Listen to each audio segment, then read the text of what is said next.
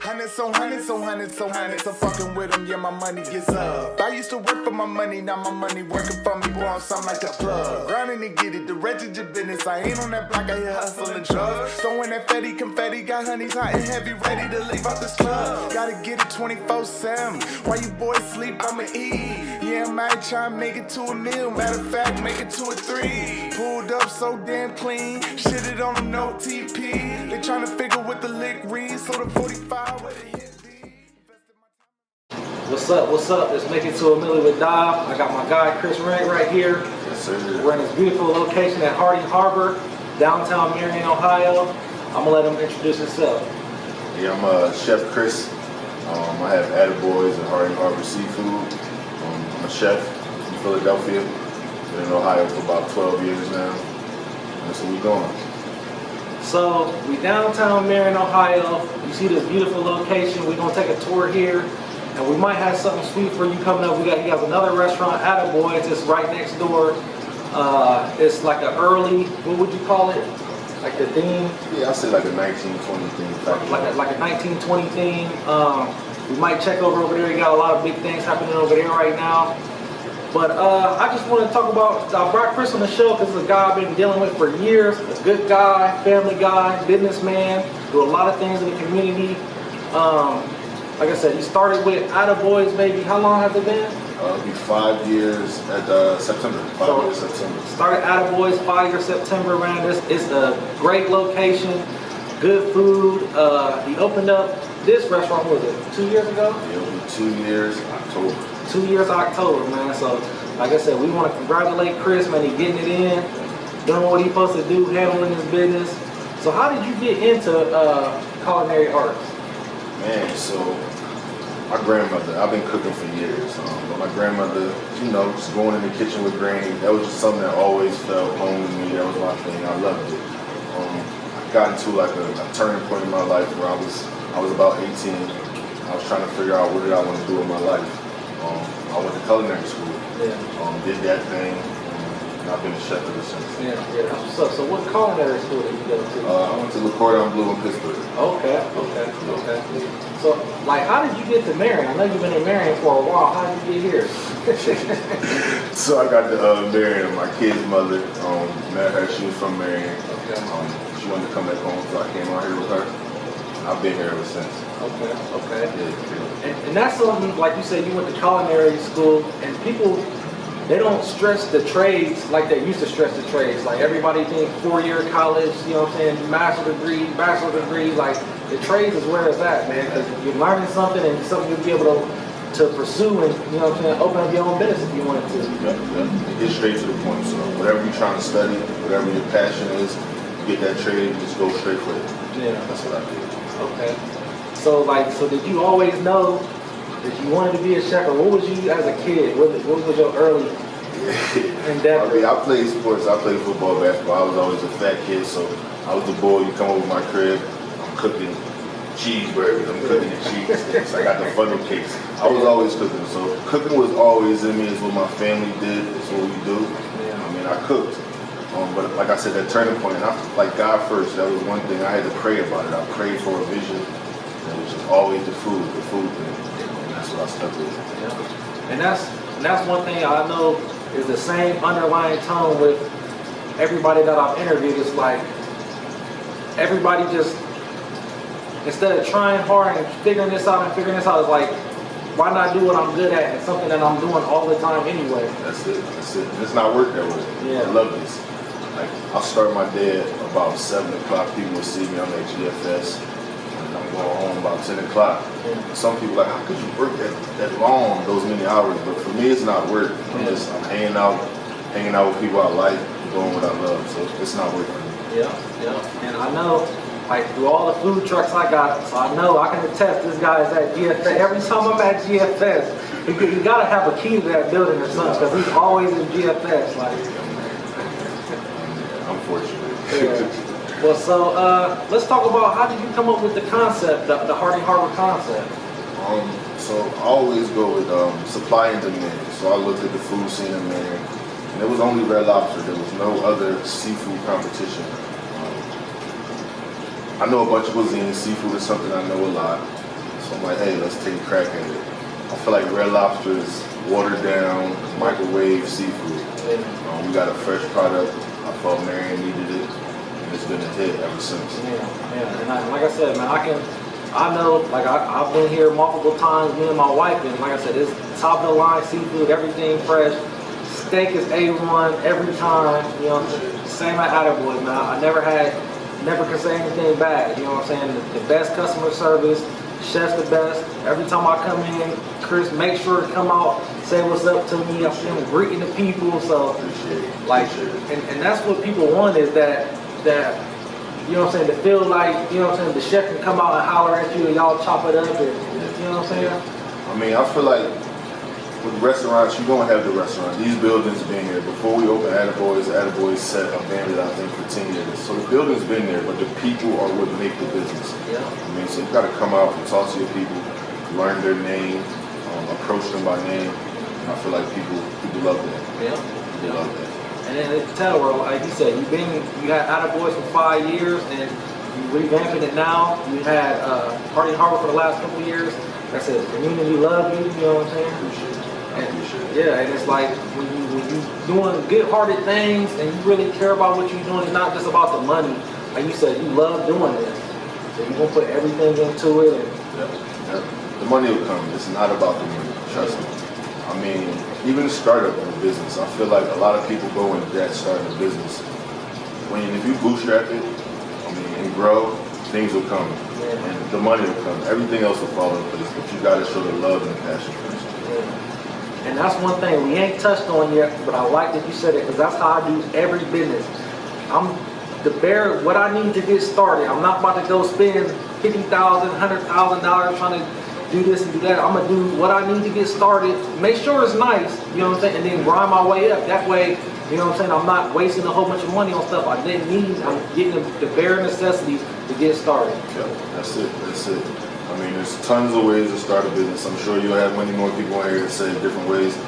I feel like bootstrapping, it's a good way. You're not in debt when you start your business, and then after a while, you'll start seeing some income. You'll start making some money. I just feel like it's a good way to start a business. You're right, man. And like you said, there's multiple ways. We ain't dogging nobody else's way, but that's how I've always ran my businesses, and you see, he ran his business the same way. So other than restaurateur, what other things do you partake in as far as business? Yeah, so I do some real estate stuff. We got a couple duplexes. I'm big on multi-family units. I feel like that's a big source of income. Something that you're really not doing too much work and you're generating income. Also love farming, so I got some stuff going into that stuff. But real estate and food is my bread and butter. Okay. And like you said, man, you see multiple sources of income. It's just finding is not, you don't really want to, what's the word I'm looking for? Force it. You know what I'm saying? The opportunities start coming when you networking and find people knowing what you do and this and that. Like the opportunities will start to present themselves. Yeah, for sure. The biggest thing is networking too. I feel like a lot of people shy away from meeting new people, different circles. And, I don't want to hang out with them, or you just dawdling your blessing. You might miss your blessing if you think that way. I mean, networking is major. It's major. And even learning things that you don't know, because we don't know everything. So there's always something someone knows that you don't, give you a leg up. And like I said, networking and just learning. You can't stop learning. Once you think you know everything, that's when you put yourself in a box, and like your ego gets in the way, your pride gets in the way. It's like they say, the wise man knows that he knows nothing at all. Facts. So You see these books. Yep. So what's these books right here? So I got a couple books that I like to read. This is right here. This is the first book from an African American ever. It's super dope. It's from Miss Fisher. Super dope. This is another one. This is a down south book. Bunch of old school recipes from Southern cuisine. I mean, I'm a black guy. My roots are Southern, so I try to stick with that type of stuff. There's another one. This is a low country cooking book by Marvin Woods. Super fire. Got a bunch of old school recipes in here, and it's just me feeding my brain, trying to further my craft. So I see you got the books here, and I think reading, since you got the internet and you can skim and everything, like actually reading whole books is a lost art. Like They don't, old school. That's an old school trick. Yeah. And you can do it on the phone too. I feel like a bunch of dudes, if you always on the phone, or anybody, you on the phone, all this stuff is on your phone. All these books are on your phone. Yeah. But for me, I'm old school. I like to feel it. I like to flip the pages. It's just something I like. And that's the same for me. Like I'm half and half. I do a lot of stuff on my phone just because I got access to it. But it's like one thing I do is when I cut older guys' hair in my shop, like I'll waive their money. I'll be like, it's cool. Bring me back like an old book. You got any old books? That's fire. So like that's how I built up my book collection at my house. Like I was just asking for old books all the time. That's fire. Yeah, and people don't understand, man, that everything under the sun, somebody done wrote about it in a book. It's facts. It's facts. Every single thing. Yeah. You want to know? It's in the book. It's in the book, man. So what's next for Chris Rennick? What's your future plan? If you can tell us, what's next for you? I give you a little bit. Everybody know the restaurant game is always evolving. So with that, you got to always evolve. One thing we got going on, we're going to shut down Atta for a week or two. We're going to revamp that thing. We're going to do a re-grand opening. We're going to do new floors. We're going to give y'all a little bit. I'll just give you a little bit new floors, new menu. But we're going to step our game up. I feel like we've been here for 5 years. You got the same old. Now it's time to switch it up. You got to stay ahead of the curve. You got to stay evolving. And that's just what we're trying to do.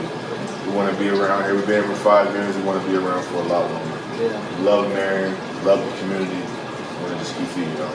Yeah.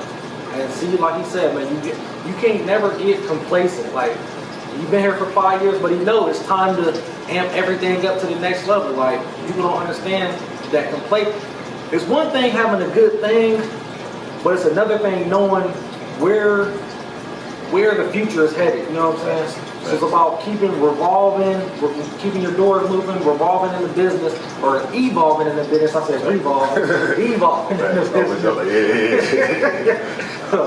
Yeah, evolving in the business, and like I said, you seen like what I did with the barbershop. We was a 4-chair barbershop 5 years ago. Now we got 8 suites, 5 chairs in the front. You know what I'm saying? Multi-businesses in there, so it's about just evolving in the business, and you gotta understand where things are going to take. You can't just be complacent. This is what it is. That's how older businesses shut doors all the time. Facts. You got 2 on the same block. I feel like that's a blessing. The odd thing too for me though is just always putting God first. That's the #1 thing. Once you got that, I feel like everything else will fall into place. You gotta have that. Yeah, like I said, let God guide you. Stay focused, stay blessed. That's facts, man. That's facts. So what's one thing, I know you got a lot of things going, like you said, man, you start your day early, you up late, you working, you closing the restaurants, like what keeps you going? Like what's your fuel during the day that keeps you going? I mean, of course I start my day with my affirmations. I'm great, we the best, things like that. But throughout the day, it's just a grind, man. It's, like I said, it's really, really not work for me. It's just having fun. That next dish, seeing that smiling customer, that hey, what's up, Chris? What's up, Chef Chris? When they walk in the door and then they leave smiling. Those are all things I look forward to throughout the day, and it just drives me. And it goes from Attaboys and the same thing over at Harding Harbor Seafood. It just carries through throughout the day. So it drives me. Yeah, and like you were saying, like it's something, that feeling of when everything is going right and everything how you pictured it in your head is just like, dang, I knew it was gonna work like that. I knew it was gonna, and just like you said, the excitement from the people get you hyped. You know what I'm saying? And it lets you know, like, okay, I'm doing the right thing. Let me keep pushing. Facts. And even with that, I mean, there's ups, but you better believe there's downs. You gotta be able to weather the storm. You gotta be able to hold your head up held high. And you gotta be able to get through it. What good comes bad, and what bad comes good. Yeah. I always know that God leads me.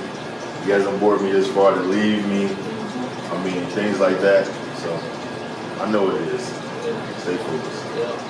So like something we was talking about off camera is like our kids. We was talking about and how you trying to show your kids to invest. Like, so what do you like push on them as far as like investing in restaurant, or do you let them kind of do their own thing and let them figure out? Or? Yeah, so that's funny. My oldest, he's super into computers and PlayStation, building computers. The one thing I always told him, hey, if you're gonna be on the computer, we're gonna do one thing productive. So it was something super easy. I got him on Robinhood. He just day trades, an hour a day. Super easy, but it's teaching him, hey, how to make money and just not the game. If you're gonna be in the game, you're gonna do something else. My youngest son, he kind of follows in my footsteps. He likes to be here. He's still young, but I let him hang out and just watch. That's kind of where we at with that. Okay. So yeah, like, and that's the thing, man. It's just showing your kids options. You know what I'm saying? Like, I grew up, my mom worked, my dad worked, so all I knew was 9 to 5. You know what I'm saying? So like, just being, when I was getting out and meeting new people, that's when I started seeing that entrepreneur. You know what I'm saying? And that's what, and it's good. Like, same with you. I show my kids the same. I bring them to work with me or show them extra little things how to. And like you say, my son is the same way. He's on the video game all day, on the PC all day. So like for him, I bought him like a logo, bought him a streaming kit. Right. So I'm like, if you gonna be on this game, you need to be streaming because they don't understand this. I was like, once you build a platform, said if you want to sell some hoodies with your face on it, because if you go by King Bling, I'm giving you a name drop, son. King Bling, the real King Bling on Stitch, or what's it called? What's the little streaming thing? Whatever the streaming thing, the real King Bling. But I told him, like, you could, if you got 10,000 subscribers, you can do a pre-sale of some hoodies. You know what I'm saying? 1,020. You feel me? And you don't even have to have them. And it's like just teaching them stuff that we didn't know as a kid, that we had to be 30 years old to learn. You know what I'm saying? Yeah. I mean, but that's life. I feel like things are changing, times are changing. Yeah. But our kids are blessed to have fathers like you and I in their lives. So they got a leg up. Yeah. They got a leg up. Yeah, they definitely do. They definitely do. So that what was something you would tell like a inspiring entrepreneur like on his journey? I mean, God first, pray for the vision, and then just let God guide you. Like what Millie said. That's it. I mean, and stay down, stay true to your passion, feed your brain, and I think it'll be fine. It'll be fine. Yeah. Also surround yourself by like-minded people. Man. That's major. Yeah. I mean, sometimes in life you're gonna have to cut people off. It's gonna hurt, but it is what it is. I mean, you have to stay focused. And it's hard. It's hard. But you gotta stay focused. Yeah. You gotta stay focused, man. Like you said that. I talk about that a lot, like-minded individual, man. It's hard, and then be cutting your buddies off and your family. It's a hard thing to do because these are people that you know what I'm saying, you're so close to, you grew up with, or know a lot of things about you, know a lot of things about them. But it's like sometimes you gotta cut that umbilical cord because you know what I'm saying. At the end of the day, You still love them. Yeah, you still love them. You still love them from a distance and know how to move because at times, you know, it's levels. Yeah, it's levels. It's definitely levels, man. And I see, as you see here, Chris done leveled up. we working. You know what I'm saying? Took it to the next level, and we're gonna do a tour of the facility and let you guys see all the new things he's working on at Atta Boys and stuff he's working on up here at Arden Harbor. Good.